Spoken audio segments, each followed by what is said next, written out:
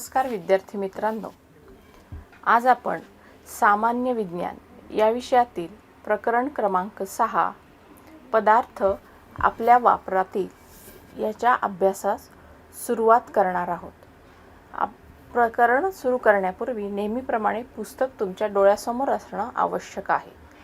तेव्हा पुस्तक समोर ठेवून आता आपण पुढचा अभ्यास करूयात। विद्यार्थ्यांनो, आपण आपल्या दैनंदिन जीवनामध्ये अनेक वस्तू हाताळत असतो। अनेक वस्तूंच्या मदतीने आपण आपले दैनंदिन व्यवहार पार पाडत असतो। निरनिराळ्या वस्तू या तुम्हाला माहिती आहे की निरनिराळ्या पदार्थांपासून बनलेल्या असतात। काही वस्तू या एकाच प्रकारच्या पदार्थांपासून तयार होतात, तर काही वस्तू या तयार करण्यासाठी आपल्याला अनेक पदार्थांचा वापर करावा लागतो किंवा केला जातो। ह्या असे अनेक उदाहरणे तुम्ही आसपास वस्तूंची पाहिली असतील की ज्या वस्तू एकाच प्रकारच्या पदार्थापासून किंवा वेगवेगळ्या प्रकारच्या पदार्थांपासून तयार झालेल्या आहेत। मग मुलांनो, आता या प्रकरणामध्ये आपण मानव वापरत असलेल्या वस्तू या नक्की कोणकोणत्या पदार्थांपासून तयार केल्या जातात व या पदार्थांचा वैशिष्ट्ये काय आहेत किंवा या पदार्थांच्या वैशिष्ट्यांचा वापर करून मानव प्राणी स्वतःची गरज कशी भागवतो याचा अभ्यास करणार आहोत। या अभ्यासास सुरुवात करण्यापूर्वी मुलांनो, या ठिकाणी एक चित्र मी तुम्हाला दाखवते। या चित्रामध्ये 3 वस्तू तुम्हाला दिसत आहेत। या प्रत्येक वस्तू पाहिल्यानंतर या वस्तूंना ठराविक अशी नावं आहेत हे तुम्हाला माहितीच आहे। वस्तू पाहिल्यानंतरच तुम्हाला या वस्तूंची नावे लगेचच लक्षात आली असतील। विद्यार्थ्यांनो, आता आपण या चित्रांमध्ये असलेल्या वस्तूंची नावे पाहूयात। आपल्याला या चित्रामध्ये खुर्ची, टेबल व कपाट या 3 वस्तू दिसत आहेत। या 3ही वस्तूंचा विचार केला तरीही प्रत्येक वस्तू ही तुमच्या लक्षात येईल की कुठल्या न कुठल्या प्रकारच्या पदार्थापासून तयार झालेली आहे। तुम्हाला सगळ्यांना माहितीच आहे की खुर्ची व टेबल ह्या ज्या 2 वस्तू आहेत या चित्रामध्ये दिसत आहेत त्या लाकडापासून तयार झालेल्या आहेत। तर या चित्रात दिसत असणारं जे कपाट आहे ते लोखंडापासून तयार झालेलं आहे हे तुमच्या लक्षात येईल। म्हणजेच या ठिकाणी या चित्रामध्ये लाकूड व लोखंड या 2 प्रकारच्या वेगवेगळ्या पदार्थांपासून टेबल, खुर्ची व कपाट हे तयार झालेल्या निरनिराळ्या वस्तू आहेत। आता मुलांनो, एकदा का आपल्याला दिसणारी किंवा आपण वापरत असणारी वस्तू ही कोणत्या पदार्थांपासून तयार होते हे आपल्याला समजले की त्या पदार्थापासून ती वस्तू का तयार केली जाते, तोच पदार्थ ती वस्तू करण्यासाठी का वापरला जातो, त्या पदार्थाचे असे कोणते वैशिष्ट्य आहे की ज्यामुळे वस्तू तयार करण्यासाठी आपल्याला विशिष्ट असा पदार्थाचाच वापर करतो हे जाणून घेणे आता आपल्याला महत्त्वाचे आहे आणि हाच अभ्यास तुम्हाला या प्रकरणामध्ये करायचा आहे। आता मुलांनो, आपण त्याआधी हा अभ्यास करण्यापूर्वी पदार्थ म्हणजे नक्की काय आहे हे जाणून घेऊयात। विद्यार्थ्यांनो, कोणताही पदार्थ हा अनेक अशा लहान लहान कणांपासून तयार झालेला असतो। त्या लहान कणांनाच आपण विज्ञानाच्या भाषेमध्ये सूक्ष्म कण असे म्हणतो। मुलांनो, असे अनेक सूक्ष्म कण जेव्हा एकत्र येतात व त्यापासून जेव्हा एखादा पदार्थ तयार होतो व त्या पदार्थाचा वापर करून जेव्हा एखादी वस्तू तयार केली जाते आणि मग आपण त्या वस्तूला विशिष्ट असं नाव देतो। आता एखादी वस्तू ओळखण्यासाठी आपण त्या वस्तूचा आकार जाणून घेतो, त्या वस्तूच्या भागांची विशिष्ट अशी रचना पाहतो व त्यावरूनच त्या वस्तूला आपण ओळखू शकतो।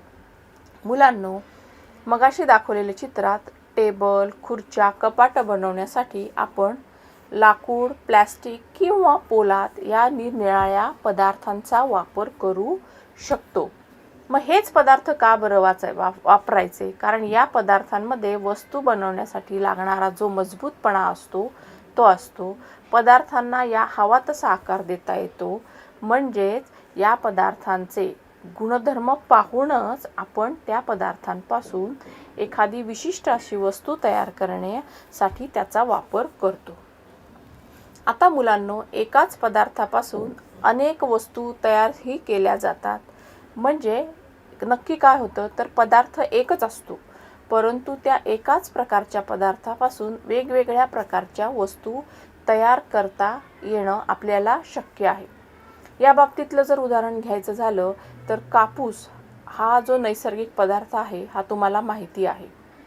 मग मुलांनो, कापूस या पदार्थापासून आपण कोणत्या कोणत्या वस्तू तयार करू शकतो तर त्यापासून आपण कापड तयार करू शकतो, साडी स्त्रिया तयार, रुमाल, गादी, टॉवेल यांसारख्या वेगवेगळ्या वस्तू आपण तयार करू शकतो.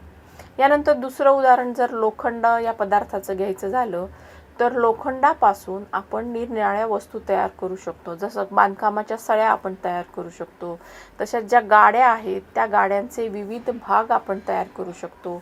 टेबल असेल, कपाट असतील, विजेचे खांब असतील यांसारख्या विविध वस्तू लोखंड हा पदार्थ वापरून आपण करू शकतो. यानंतर ॲल्युमिनियम जर या धातूचा जर उपयोग करायचा झाला आपल्याला तर ॲल्युमिनियमपासून देखील आपण निरनिराळ्या कोणत्या वस्तू तयार करू शकतो तर स्वयंपाकघरातील वेगवेगळ्या प्रकारची भांडी तसेच वीजवाहक तारा देखील या ॲल्युमिनियम या धातूपासून तयार करतात. मुलांनो, घरावर छत म्हणून वापरणारे जे पत्रे आहेत ते देखील तुम्ही नीट निरीक्षण केलं तर तुमच्या लक्षात येईल ते ॲल्युमिनियम या धातूपासून तयार केलेले असतात. विद्यार्थ्यांनो, आता या ठिकाणी तुम्हाला काय करायचं आहे तर घरचा अभ्यास किंवा स्वअभ्यास म्हणून तुमच्या घरातील आढळणाऱ्या वेगवेगळ्या वस्तूंची यादी तयार करायची आहे व या ज्या सर्व वस्तू आहेत या नक्की कोणत्या पदार्थापासून तयार झालेल्या आहेत हे तुम्ही जाणून घ्यायचं आहे सर्वांनी. आणि नेहमीप्रमाणेच आपल्या नोंद वहीमध्ये किंवा आपल्या विज्ञानाच्या वहीमध्ये याची नोंद करून ठेवायची आहे. मुलांनो, यानंतर निसर्गामध्ये अनेक प्रकारचे पदार्थ असतात हे तुम्हाला माहिती आहे व या पदार्थापासून आपण निरनिराळ्या वस्तू तयार करू शकतो हे देखील तुम्ही आता जाणून घेतलेलं आहे. मग मुलांनो, ज्या आपल्याला उपयोगी पडतात त्या वस्तू आपल्याला कोणत्या कोणत्या आहेत हे देखील तुम्हाला माहिती आहे. मग यानंतर मुलांनो, आपण आता पदार्थांच्या हे जे पदार्थ वापरतो त्यांच्यामध्ये दोन प्रकार पडतात. या दोन प्रकारांची माहिती या ठिकाणी घेणार आहोत की ज्यांच्यापासून निरनिराळ्या वस्तू आपण तयार करू शकतो. मुलांनो, पदार्थाचे मुख्यतः दोन प्रकार पडतात. पहिला प्रकार म्हणजे नैसर्गिक पदार्थ व दुसऱ्या प्रकारात मोडणाऱ्या पदार्थांना मानवनिर्मित पदार्थ असे म्हणतात. आता मुलांनो, नैसर्गिक पदार्थ म्हणजे काय हे आपण जाणून घेऊयात. तर मुलांनो, या पदार्थाच्या नावातच त्याचा अर्थ दडलेला आहे हे तुमच्या लक्षात येईल. निसर्गात उपलब्ध असणाऱ्या पदार्थांना आपण नैसर्गिक पदार्थ असे म्हणतो.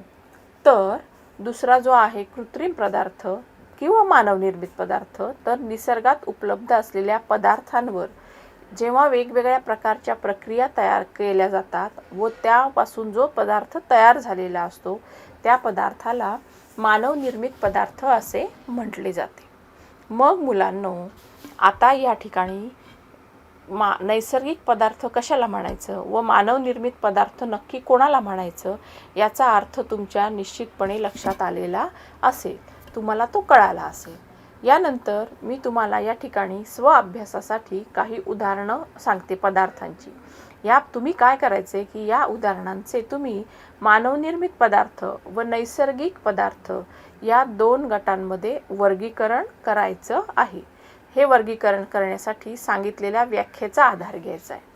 वाळू, साबण, खिडक्यांच्या काचा, बांबू, कापूस, विटा, रेशीम, पालेभाज्या, सिमेंट, फळे, पाणी, साखर, बल्ब, वायर, खुर्ची, टेबल या पदार्थांचा तुम्ही वर्गीकरण करा.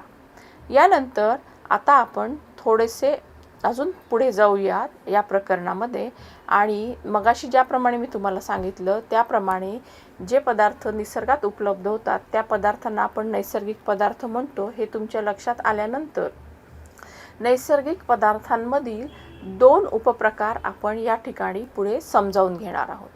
तर नैसर्गिक पदार्थांमधील पहिल्या उपप्रकाराला म्हणायचं जैविक पदार्थ, तर दुसऱ्या उपप्रकाराला किंवा दुसऱ्या गटाला म्हणायचं अजैविक पदार्थ.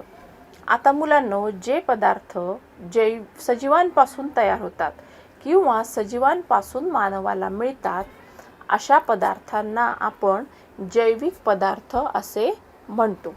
मग जैविक पदार्थाची ही व्याख्या समजून घेतल्यानंतर आता आपण अजैविक पदार्थ म्हणजे काय हे पाहू. तर मुलांनो, जे पदार्थ मानवाला सजीवांपासून मिळत नाहीत, त्या कृत्रिमरित्या माणूस तो पदार्थ तयार करतो, अशा पदार्थांना अजैविक पदार्थ असे म्हटले जाते. मग आता या दोन्ही व्याख्यांवरून आपण निसर्गनिर्मित प्रकारांची काही उदाहरणं पाहूयात. लाकूड असेल, कापूस असेल, झाडांची पानं असतील किंवा ताग असेल, लोकर असेल, पाणी असेल, माती असेल, चामडे असेल, हे सर्व पदार्थ मुलांनो निसर्गातच आपल्याला उपलब्ध होतात, म्हणून त्यांना आपण नैसर्गिक पदार्थ म्हणतो. तर कप, बशी, खुर्ची, टेबल, पेन्सिल, वही, झाडू हे सर्व पदार्थ निसर्गात उपलब्ध होत नाहीत, म्हणून मानव कृत्रिमरित्या हा पदार्थ तयार करतो उपलब्ध असलेल्या पदार्थांपासून, म्हणून यांना अनैसर्गिक पदार्थ असे म्हणतात. मग नैसर्गिक पदार्थांचे जैविक आणि अजैविक पदार्थ अशा दोन गटांमध्ये विभाजन पाहिल्यानंतर किंवा त्यांची माहिती घेतल्यानंतर आता या जैविक पदार्थांमध्ये आपल्याला कोणकोणते पदार्थ मोडतात ते बघायचे. लोकर, हस्तिदंत असतील, फुले, फळे, डिंक, दूध हे जे सर्व पदार्थ आहेत हे जैविक पदार्थ या गटात मोडतात. तर हवा, माती, पाणी, दगड यांसारखे पदार्थ हे अजैविक नैसर्गिक पदार्थ या गटांमध्ये मोडतात, कारण हे पदार्थ कुठल्याही प्राण्यांपासून किंवा वनस्पतींपासून आपल्याला मिळत नाहीत. मुलांनो, यानंतर जैविक पदार्थाचा अजून एक उपगट पडतो व तो म्हणजे प्राणीजन्य जैविक पदार्थ व दुसरा उपगट म्हणजे वनस्पतीजन्य जैविक पदार्थ. आता परत तुमच्या डोक्यात प्रश्न आला असेल की प्राणीजन्य जैविक पदार्थ म्हणजे काय? तर जे पदार्थ आपल्याला मुलांनो प्राण्यांपासून मिळतात त्या पदार्थांना आपण प्राणीजन्य जैविक पदार्थ असे म्हणतो. मग दूध असेल, अंडी असतील, चामडं असेल, लोकर असेल किंवा रेशीम असेल, यांसारखे जे पदार्थ आहेत त्यांना जैविक पदार्थ असे म्हणायचं, प्राणीजन्य जैविक पदार्थ. तर जे जैविक पदार्थ आपल्याला वनस्पतींपासून मिळतात त्या पदार्थांना वनस्पतीजन्य जैविक पदार्थ असं म्हणायचं. मग मुलांना तुम्हाला माहितीच आहे की वनस्पतींपासून आपल्याला कोणकोणते पदार्थ मिळतात. तर वनस्पतींपासून आपल्याला गहू, तांदूळ, मका, ज्वारी, बाजरी, डिंक, राळ यांसारखे फळं, फुलं यांसारखे पदार्थ मिळतात. त्याशिवाय काही वनस्पती या औषधी वनस्पती म्हणून ओळखल्या जातात. या औषधी वनस्पतींच्या मूळ, खोड, पान किंवा फूल या निरनिराळ्या अवयवांचा वापर करून आपण निरनिराळ्या रोगांवर औषधे देखील तयार करू शकतो. अशा प्रकारे मुलांनो, तुम्हाला आता हे सर्व प्रकारचे पदार्थ माहिती झाले आहेत, जैविक, अजैविक, वनस्पतीजन्य, प्राणीजन्य. मग ह्या पदार्थांपैकी तुमच्या आजूबाजूला ज्या वस्तू असतात, आढळतात, त्या वस्तूंमधील नैसर्गिक पदार्थ कोणते, जैविक पदार्थ कोणते, तसेच प्राणीजन्य पदार्थ कोणते व वनस्पतीजन्य पदार्थ कोणते हे तुम्हाला शोधून काढायचे आहे. व या प्रकारच्या पदार्थांपासून कोणकोणत्या वस्तू तयार केल्या जातात हे देखील तुम्हाला तुमच्या वहीमध्ये लिहायचे आहे. हे सर्व पाहून झाल्यानंतर विद्यार्थ्यांनो, आता आपण यानंतर मानव निर्मित पदार्थ कशाला म्हणतात हे समजून घेऊयात. मगाशी सांगितल्याप्रमाणेच मानवाने तयार केलेले पदार्थ. मुलांनो, सतत नवीन नवीन गोष्टींचा शोध घेणे व स्वतःचे जीवन अशा गोष्टींचा वापर करून किंवा वस्तूंचा वापर करून जास्तीत जास्त सुखसोयींनी युक्त असे करणे हे माणसाचे पूर्वीपासूनचे ध्येय आहे व त्यानुसारच मानव निसर्गात उपलब्ध असलेल्या विविध पदार्थांपासून स्वतःच्या उपयोगासाठी निरनिराळ्या वस्तू तयार करतो. मग अशा वस्तूंना मानवनिर्मित वस्तू असे म्हणतात.